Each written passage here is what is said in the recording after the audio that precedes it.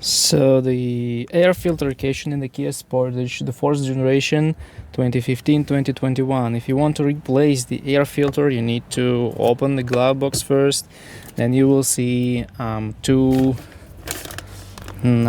stoppers here. So what you will need to do, you will need to turn them and take them out. That's pretty easy.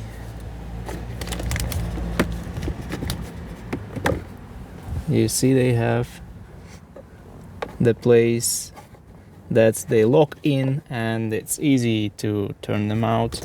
And the last thing you need to do is to take this holder out.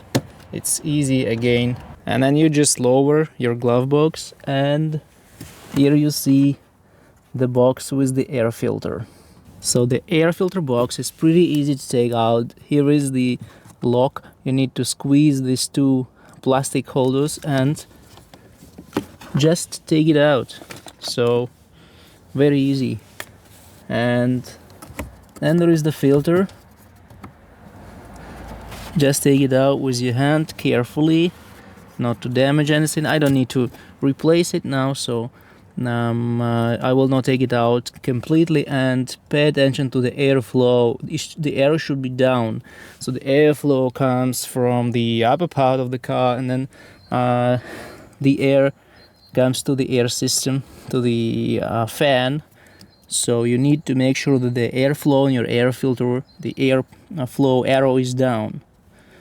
And when you insert in this filter, be careful because you can easily damage it. So when you're done, what you need to do, you see this plastic tongue here, and you need to insert it first of all in its place tightly, and then just close this door and make sure it clicks. Make sure it's sitting tight, because otherwise you'll have the air leaks, and entire compartment will be in dust here. So make sure it sits tightly, and then assemble back everything. So put this thing first in its place. It's very easy.